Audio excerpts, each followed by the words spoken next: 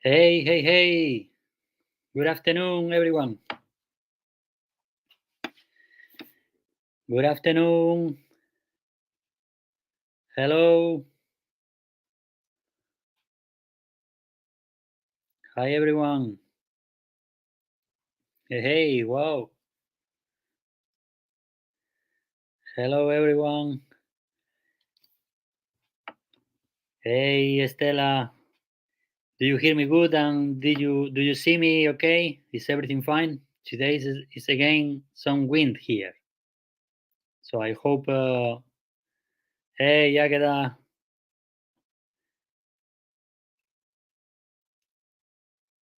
Okay. Yes, good, good. Hey, Hugo. Okay, genial. Super. So let's start. So welcome to this live sessions prior to the masterclass, which will take place on the 31st of March at 7 p.m. And this will be a free event where you will learn the three keys to guarantee an effective Ashtanga practice without pain, even if you don't know anything about the universal principles.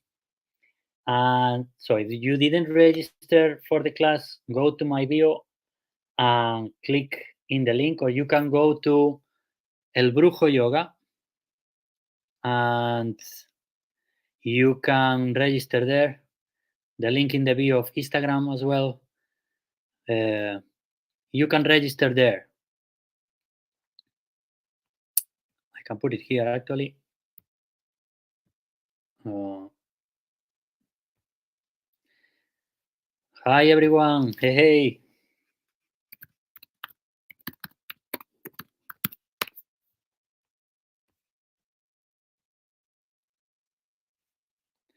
So here you will have. Sorry, I am just typing in one thing. I'm just gonna put it in the comments. So for those that you didn't register for the masterclass, you can register there in this link. Okay. So let's start. Hey, Laura, Alicia, Luz Ángela, Raúl, Regina. Hello, everyone. Okay. So let's start with this. I'm going to share the screen. And we can start. Okay. Everybody sees the uh, this thing. Could anyone put anything in the chat if you can see it? The Yeah, maybe like this. Okay, I think it's yeah, yeah. Okay, so let's start.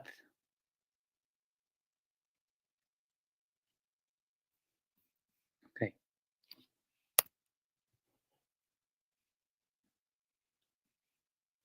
How was this thing?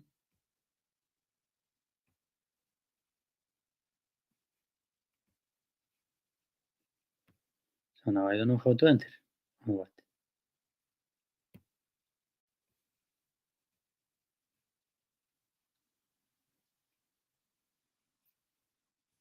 Sorry, I am making mess here. But yeah, I know how is it. Like this. Okay. So let's start. Injury sensitive teaching in Ashtanga Yoga for a safe and transformative practice. So the importance of the injury taboo in Ashtanga Yoga. So we're gonna start with stating the obvious, which is that no one, of course, wants to get injured, right? So it's just common sense. And but still it happens. So how come that it still happens, right? Is is something we will see probably later why this is still happening, but still is happening, and it's quite sad. So I would say, who is responsible for this? The teacher of the student or the student? So you can put in the comments if you want. Uh, who would you think is it would be the responsible one for this? And let's see. So it would be 50-50. So there is 50 responsibility of the teacher, but 50% as well of the student.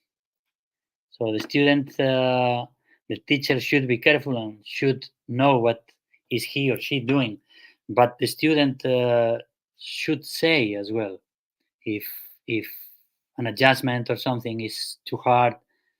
He or she should speak out and say, "Hey, this is too much," or "I cannot take this." So it's part as well of the whole thing, the right communication between teacher and student. So, and do you think it's a good idea to put yourself in a posture even if it hurts? I think it's clear, no?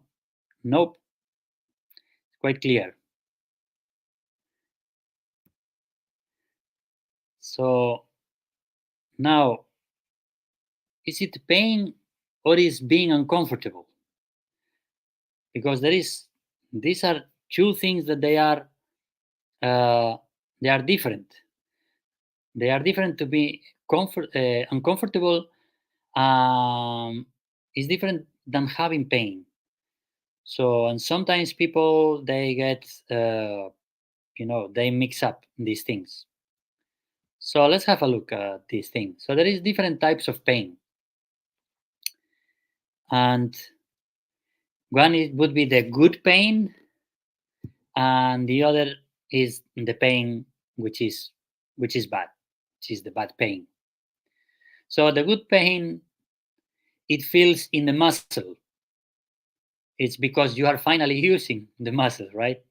So it feels in the muscle, and uh, is because you are lengthening or you are contracting. So you gonna have a certain sensation in the muscle, and sometimes it might even be uh, kind of painful. But some other times can feel as well as a pleasurable pain.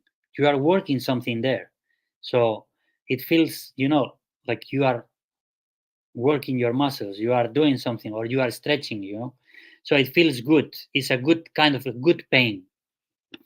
Another thing uh, that is inside of the good pain is that sometimes can be felt in the nerves, and this means that you are cleansing the nervous system. So sometimes this it does not feel good as this other one that feels in the muscle, because it feels in the nerves, and this one can definitely feel uncomfortable. I feel sometimes that I want to kill someone.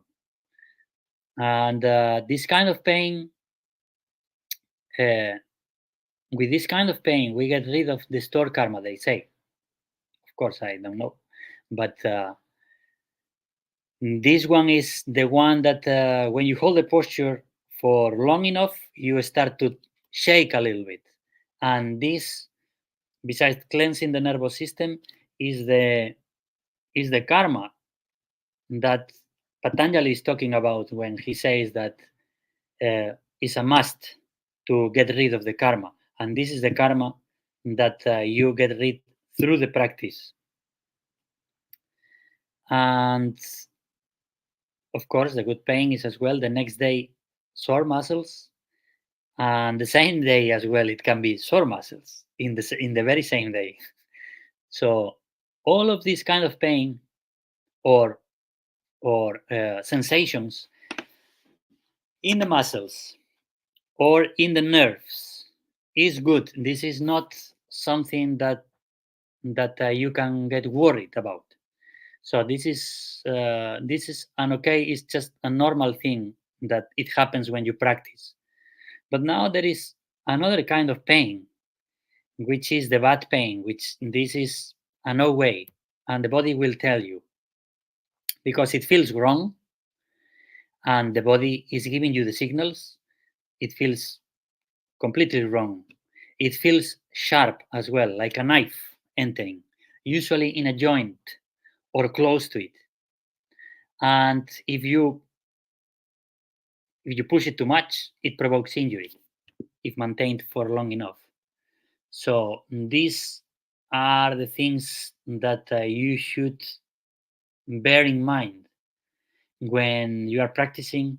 And if it feels wrong and if it feels sharp, you should stop, because if you keep pushing, eventually uh, you might get some injury. So this is something that you've got to take care of, right? Okay, so let's see what else we have here. Let's collapse this. So we've got here physical demands in yoga. Mm. So we have to acknowledge that there is a risk when we are practicing yoga, when we are doing all these kind of things. And even more if you go extreme, into extreme postures, there is a risk, always. There is always a risk. So we must adapt the practice to suit our needs, right? So we are not gonna do something that we are not prepared to do, but we grow organically. And of course, if there is pain, first of all, you must stop doing what causes the pain. So it's again stating the obvious. You don't want to push if it's a bad pain, a sharp pain that you feel in the joint. You must stop, because this will not. If you keep doing it like that, it will not end good.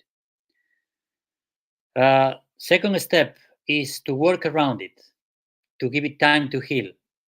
And it would be maybe a middle step between first and second, that it would be understand. It would be to understand what is going on in order for you to work around and to give it time to heal. So you need to know what is going on. But a good way to just, even if you don't understand, a good way is just to to listen to your body, and your body will tell you when it feels wrong, when something feels wrong with this pain, you should not go that way. Um, the third step, it will be when healed, you need a new approach. So because what you've been doing up to now, it end up into this pain. So you want to look into it, and you want to ask yourself, okay, why is this pain here? Where is this pain coming from? What I've been doing all this time uh, that it provokes this pain.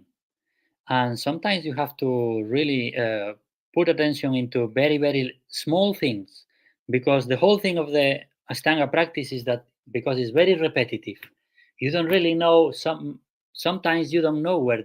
Uh, Sometimes it's very obvious that you hurt yourself because you feel it in the moment, but some other times it's not so obvious because it's very repetitive, the Ashtanga practice.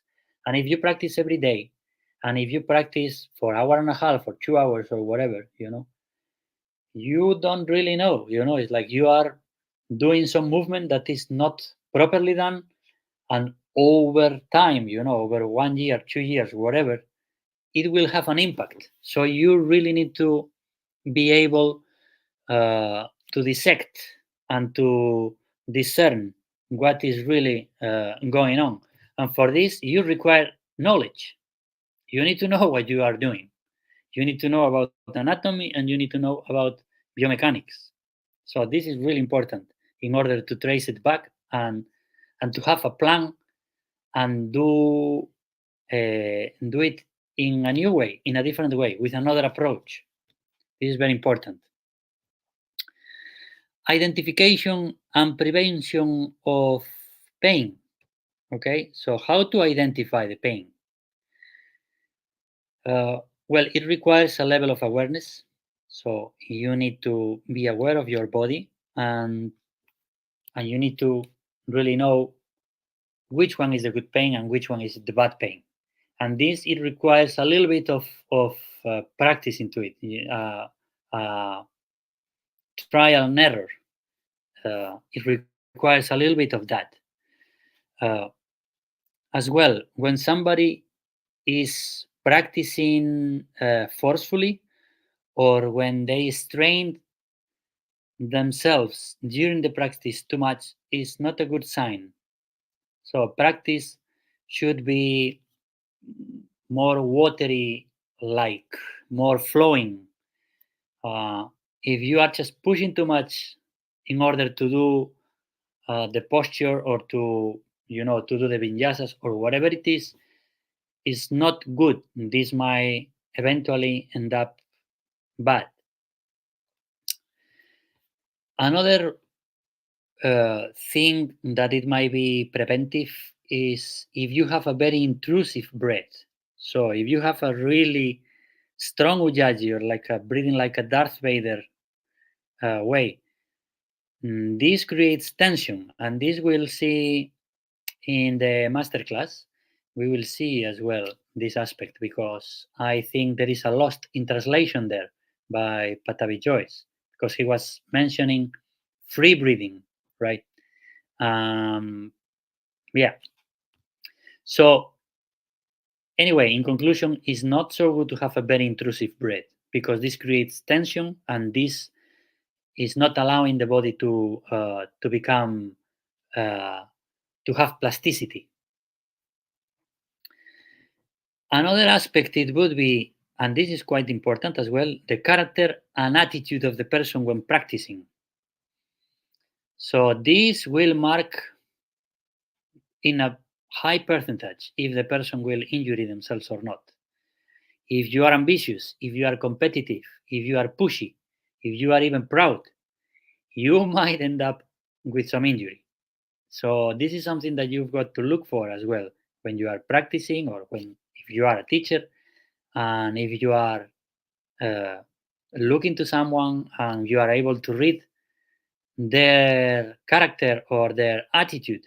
This might be something that will uh, that will determine if this person will have problems further down the line or not. So this is something to bear in mind. And after, of course, how much courage to say if an adjustment feels bad. This is something that we have to educate ourselves. And if you go to the teacher, and if the teacher is giving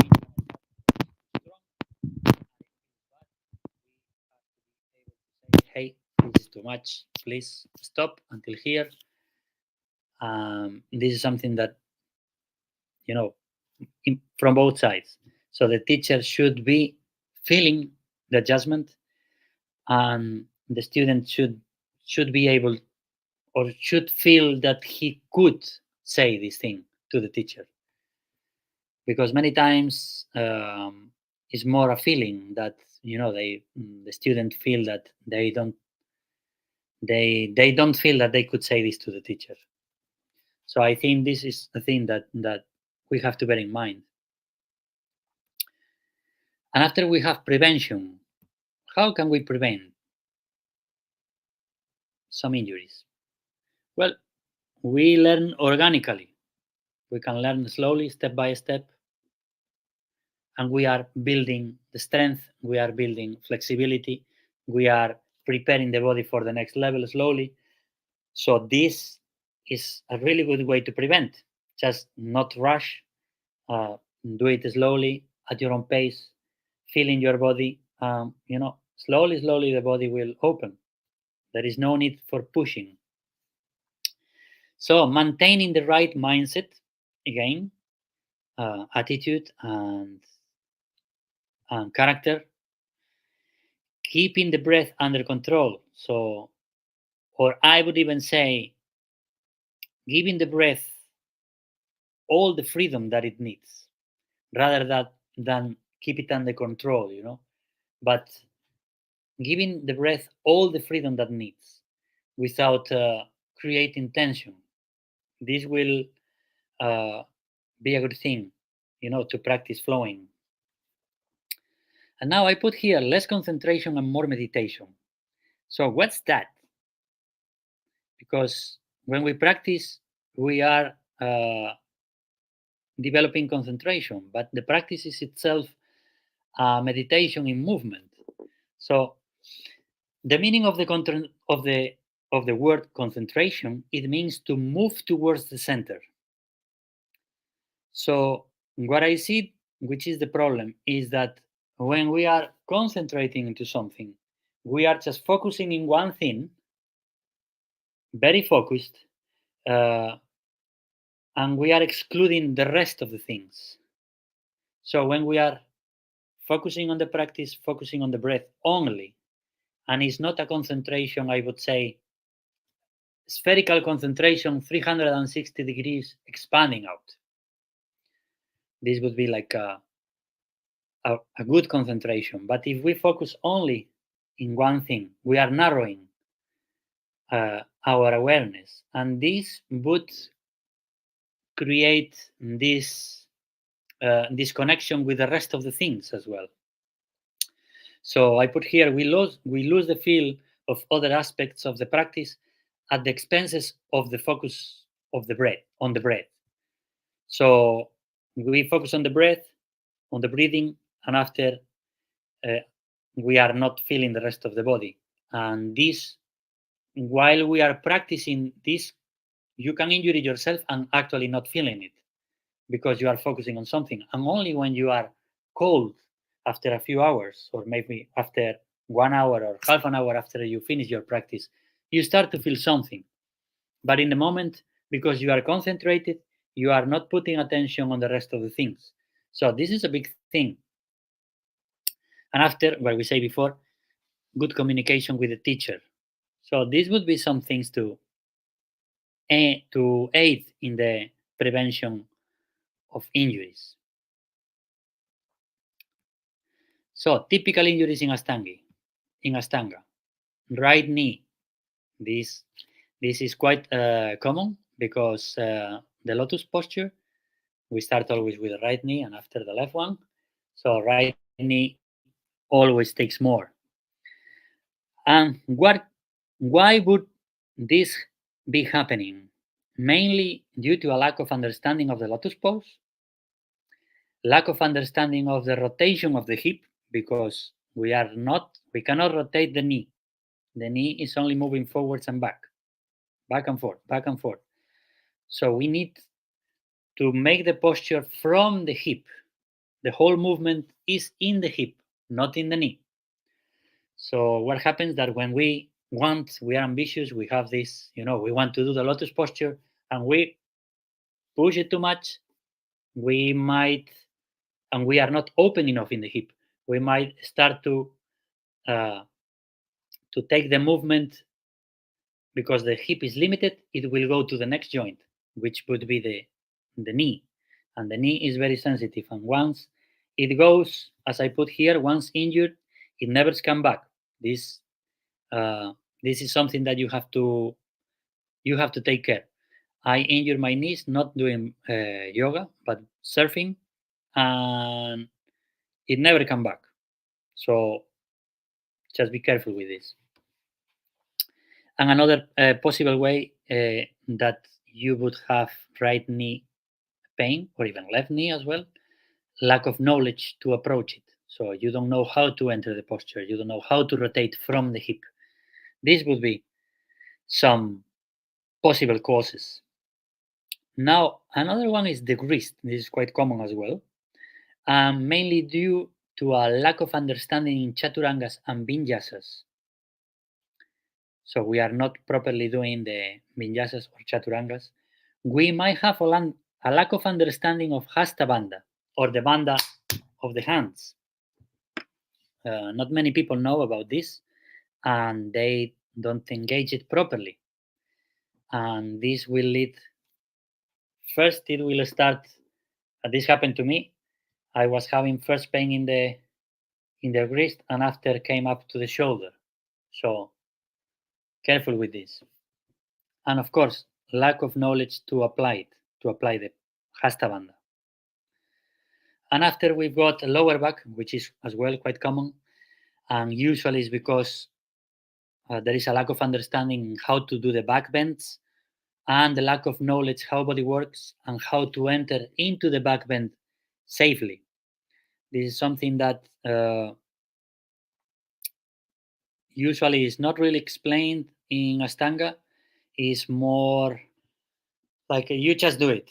Yeah, and there is steps that you have to do in order to enter the posture safely, which we would stay here for a long time. But there is some steps that you have to do, and this will prevent uh, possible injuries in the lower back and pain in the lower back. So this would be the most typical injuries. Of course, there is more. There is neck, there is shoulders as well, but these are the three that I find that they are most common. And now, okay, let's go to practice and teach from. So we should practice and teach from the anatomical knowledge of the body. So we need to know and we need to understand biomechanics and anatomy. We need to know how the body moves. We need to know everything of that, which are the limitations of the human body, and adapt to it, right? Um, we, I find very, very insightful to practice from the universal principles, which is something that I learned from my teacher, and is really it changed my practice completely, and is helping a lot to understand the body, and it's helping a lot to understand what we are supposed to do in any posture, because there are principles. It's more like a template that you put on it, and that's it, and you know how to what to do. We need to practice and teach from our own experience as well. And we need to practice and teach from our physical, emotional, and rational center. So we should have everything of this while we are practicing. We need to have it present, because these factors, they influence us every day in different ways, in different degrees as well. So we need to be aware of this. And after my take on it, so the Ashtanga practice, because it's repetitive in nature, and because the frequency of practices per week that usually we practice, and because the dynamic flow of it, and because the emphasis in the concentration aspect, where we were talking before, and because it's very male or yang energy, it's very, uh, pushing forward, it's like dynamic, and we have to keep moving, keeping the rhythm, and don't stop too much. This creates this male or yang energy. So this would be a breeding ground, if you don't know how to do it, for injuries, right? And this is something that I personally imagine, or I feel that the practice itself it acts as an amplifier, like a, you know, like like when you put the guitar and you put the amplifier, and suddenly it has distortion and it sounds really loud, right? So if you have some weak spot in your body, this will be first. You will feel it there first. This is something that you've got to bear in mind. If you have some uh, weak spot, weak point in your body, when you start to practice, and if you have certain tendencies, you might discover this through the practice. If you stop putting attention to it and don't look to it and keep practicing, it will end up most likely in pain, eventually in injury. So you've got to be careful with that. But this is how we learn in Ashtanga. It acts as an amplifier. So we can learn in two different ways, by trial and error. So we start to practice, we feel a little bit of pain, and we say, okay, I have pain here. What I am doing wrong? What I've been doing all this time? So you need to investigate about it. Or by going to a competent teacher that can see tendencies on time or even before time. So you not even have even pain. So this would be the ways to approach this. And I think more or less that's it for today. Uh, I don't know how you liked it. I don't know if you have any questions here. If you have any questions, you can put in the chat. I can answer for anything that you want. Okay, no questions. Everything clear? Super. So thank you everyone for being here. Yeah, tomorrow there is another one at 7, and as interesting as this one. So hope to see you there. And yeah, thank you all of you for being here.